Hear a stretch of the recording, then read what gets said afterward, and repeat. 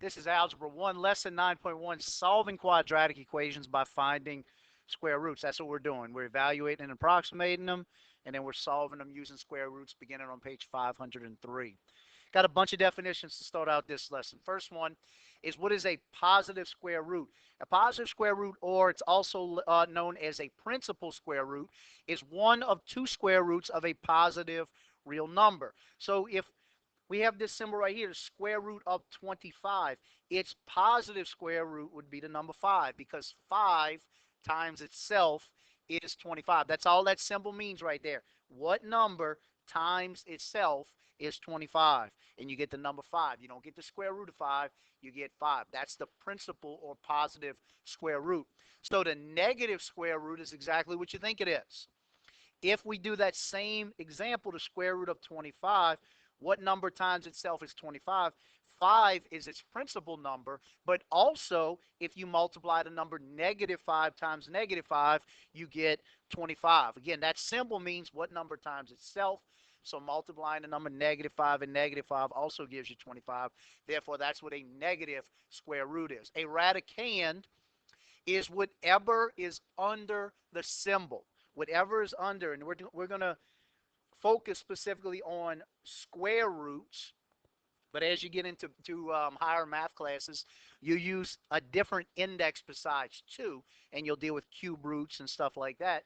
But for right now, we'll talk about anytime something's underneath this symbol right here, the radicand is whatever is underneath it. That's what the radicand is.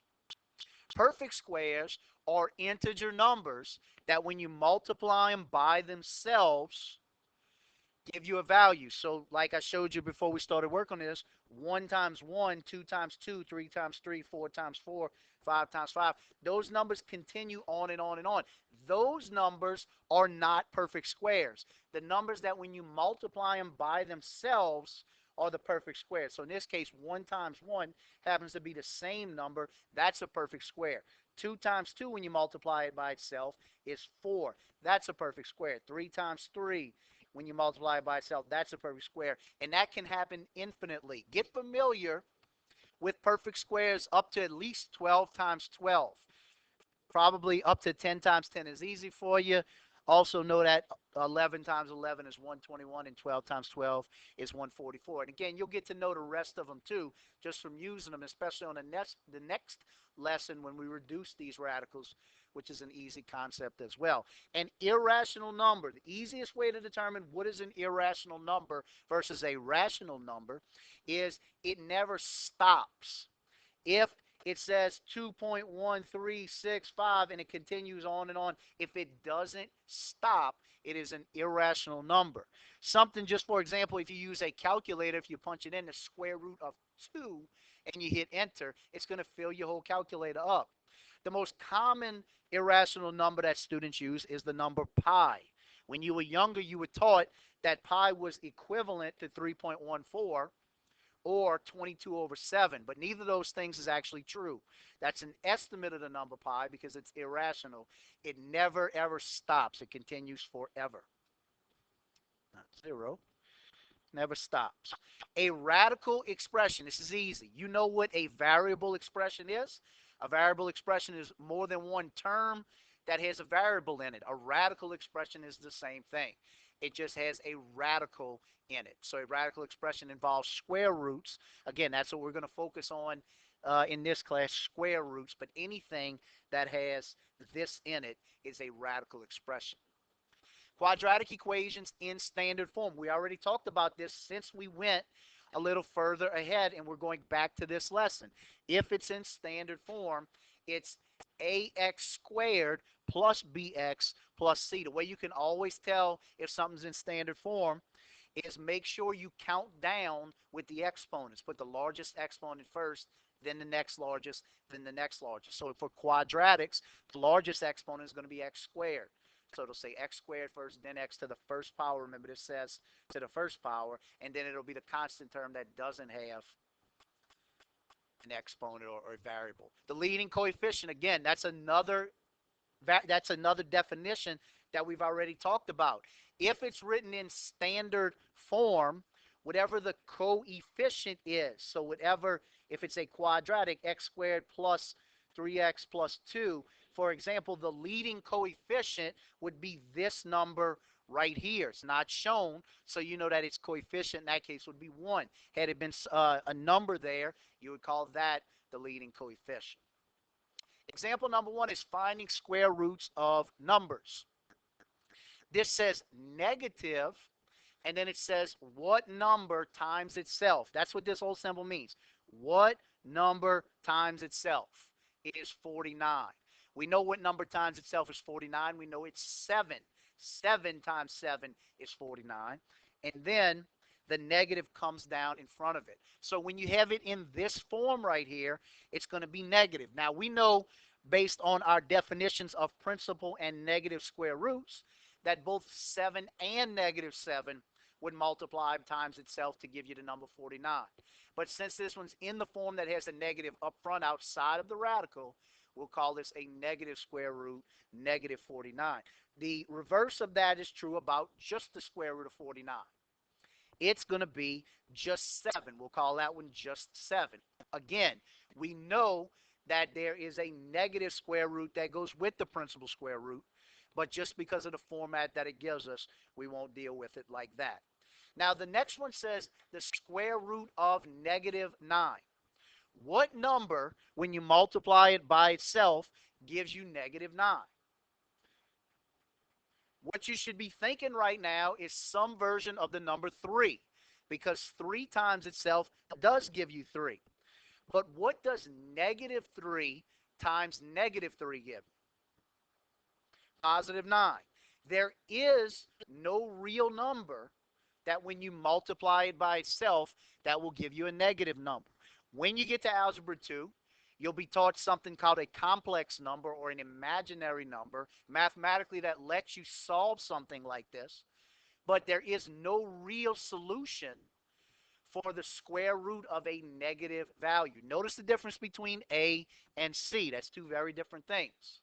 A has the negative out front of the radical. C, it's inside of it. That's why there is no radical. And then the last one is the square root of 0. What number times itself is 0? 0. So that one acts just like everything else.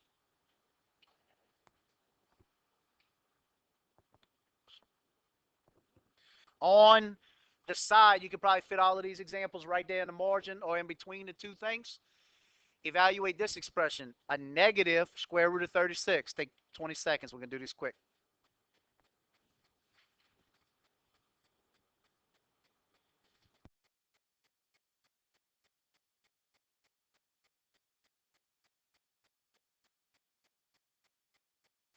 So this one says negative square root of 36. What number times itself is 36? You need to know that that's 6. Then the negative comes down to make it negative 6. What about this one? The square root of 1.21. Don't let that one intimidate you. 1.21 looks just like another number.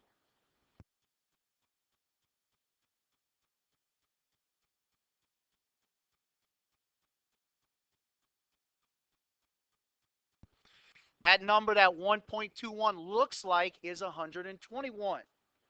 Okay, this is what I meant by know your perfect squares up to at least 12. You could probably go a little further than 12, but it looks like 121. What number times itself is 121? It would be the number 11.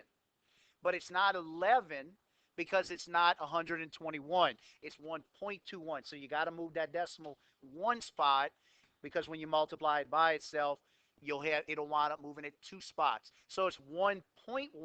When you multiply that times itself, you get 1.21. Remember, though, this is both a positive and a negative 1.1. We'll leave it like this for this time, though, just because we're focusing on the numbers that go with it. What about negative 0.04? Again, same thing as a second ago. What number does that look exactly like? Then just make sure your decimals move appropriately.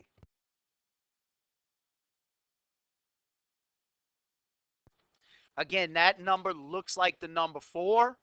You know what number times itself is 4. It's the number 2.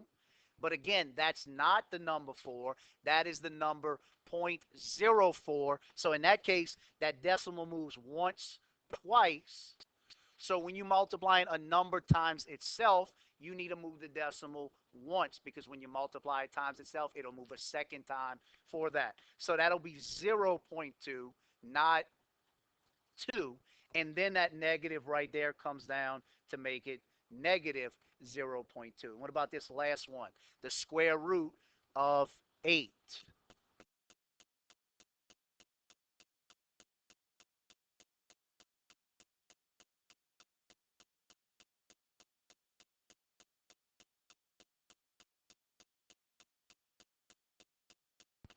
This problem is not a trick question.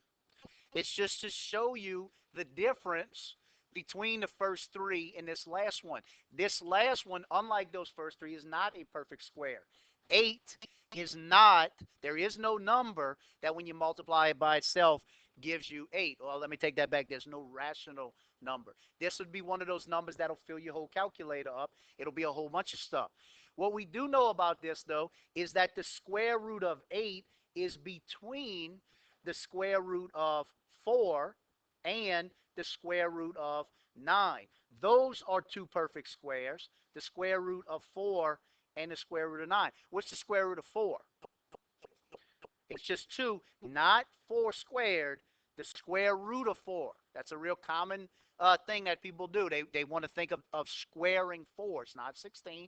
It's just what number times itself. Just, if you have to tell yourself that, make sure you understand that. And the square root of 9 is what? 3. So you know that this right here, square root of 8, is going to be between 2 and 3. And it'll be closer to 3 because the square root of 8 is closer to 9. Okay, we don't have to go any further than that. On the next lesson, I'll show you how to break this down into the square root of 4 times the square root of 2, which the exact value of this is 2 square root of 2.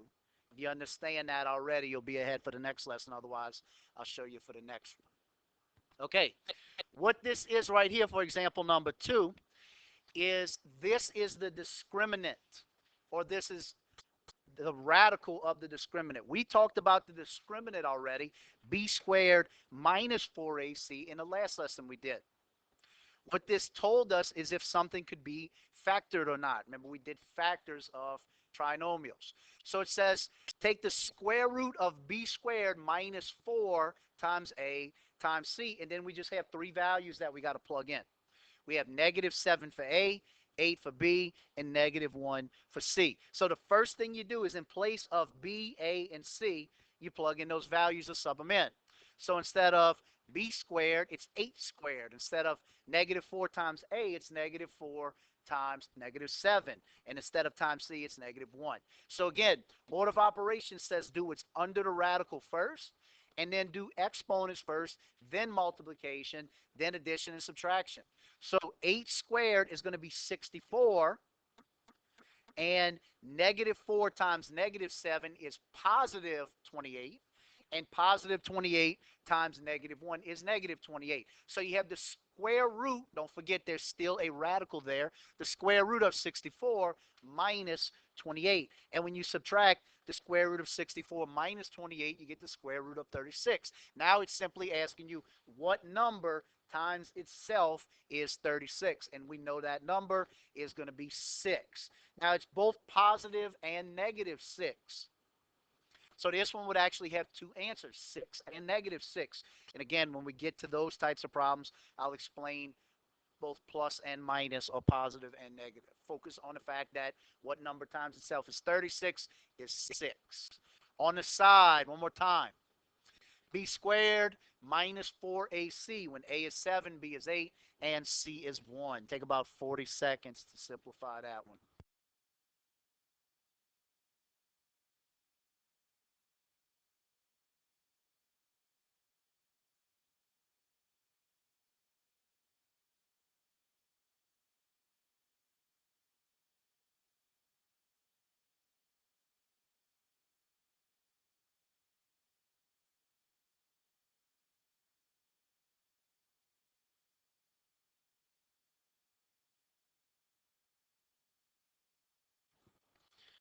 First thing you want to do is sub those numbers in. Instead of b squared, b's value is 8. 8 squared. Minus 4 instead of a's value is 7. Instead of c's value is 1. So that's how you should have it subbed in. 8 squared minus 4 times 7 times 1.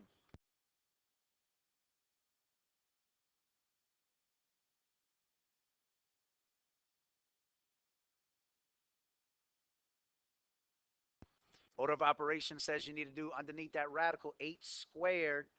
We're going to keep that radical. 8 squared is 64. Negative 4 times 7 is negative 28. Negative 28 times 1 is minus 28. So we have that radical still the square root of 64 minus 28. 4, we have to borrow 1. 14 minus 8 is 6. And since we borrowed 1, 5 minus 2 is 3. So again, just like on the example we had a second ago, it says the square root of 36. What number times itself is 36? We know that that number is 6. And again, if you multiply negative 6 times negative 6, you would also get 36. So both the positive or principal and negative square root. Checkpoint problems say find all the square roots or write no square roots. So 81, when it says to find all of the square roots, this is what I was talking about a minute ago.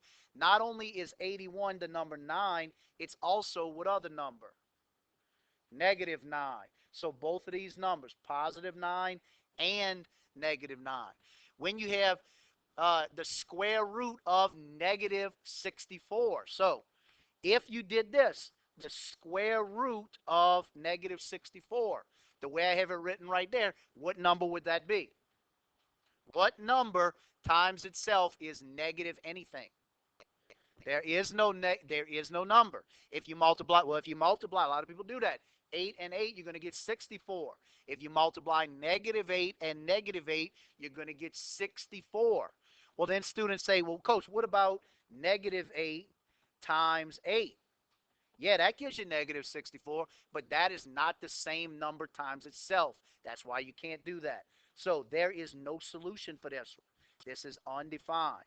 No solution. I can't spell. No solution. Here we go. This is how you do it. No solution. No set. What about the square root of 121? What number times itself is 121? 11. And it's also negative 11. A shortcut to write in both positive and negative is to do like this, positive and negative 11. So if you ever see that symbol pop up, that means both positive 11 and negative 11. The other one says 0.49. Again, that's not 49, but it looks just like the number 49. So you should be thinking of the number 7. But it's not 7 because it's 0.49. You got to move that decimal twice. So when you multiply something times itself, you need to move that decimal once. So it's 0.7. And again, it would be both positive and negative 0.7 since we're including all of the square roots. Number 5 and 6 say to evaluate the square root of b squared minus 4ac, and then we just have two different sets of 3 values. So instead of b squared minus 4ac, negative 3, and it acts like it's in parentheses if you sub it in, just in case you got stuck with that one. Negative 3 squared minus 4 times a is 2 times c is negative 2. Negative 3 squared is 9. Negative 4 times 2 is negative 8. Negative 8 times negative 2 is positive 16. So we have the square root of 9 plus 16, which is the square root of 25. What number times itself is 25? 5. And again, it's going to be both positive and negative 5. You have to understand it's both of those. Same thing if we plug in these different values, same format. B squared, 9 squared minus 4 times a is 4 times c is 2. That's subbing it in or plugging it in. 9 squared is 81. Negative 4 times 4 is negative 16. Negative 16 times 2 is negative 32. So we got to borrow one. 11 minus 2 is 9. Since we borrowed one, 7 minus 3 is 4. So again, we have the square root of 49. We know what number times itself is 49. What is it? 7. And again, you got to know the principal 7, and also the negative value that goes along with it. Example 3 is simply solving quadratic equations. We learned in the first few lessons in this class, we learned about inverse operations. We learned in order to undo addition, you subtract. And in order to undo subtraction, you add. That's inverse operations. We also learned in order to undo multiplication, you divide. And in order to undo division, you multiply. It's not a trick. So those are inverse operations.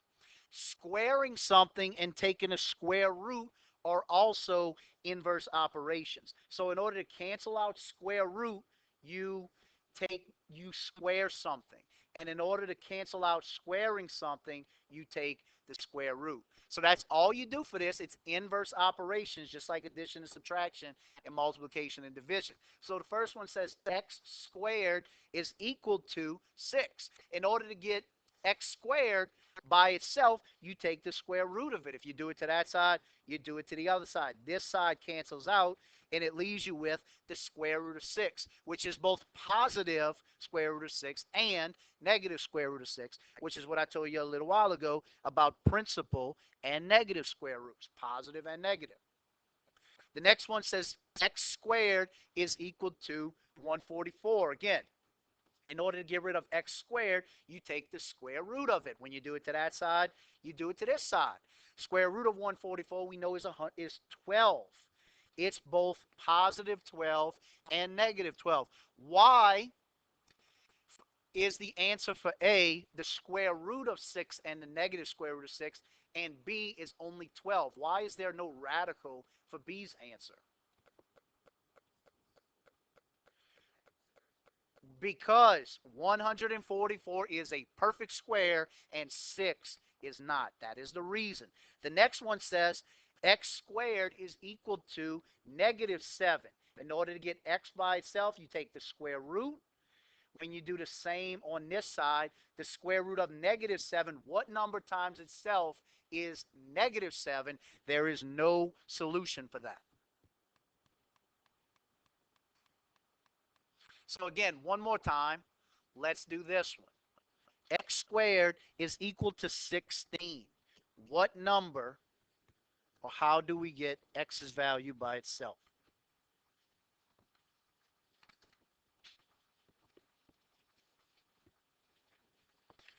In order to get x's value by itself, you take the square root of it. That'll leave you with x. When you do the same here, you get both 4 and x is negative 4. Don't forget, there's both a positive and a negative square root. What about this one? X squared is equal to 11. Notice the difference between 16 and 11. 11 is not a perfect square. So this one is going to be, x's value is going to be both positive and negative square root of 11. That's how you write it to save some time.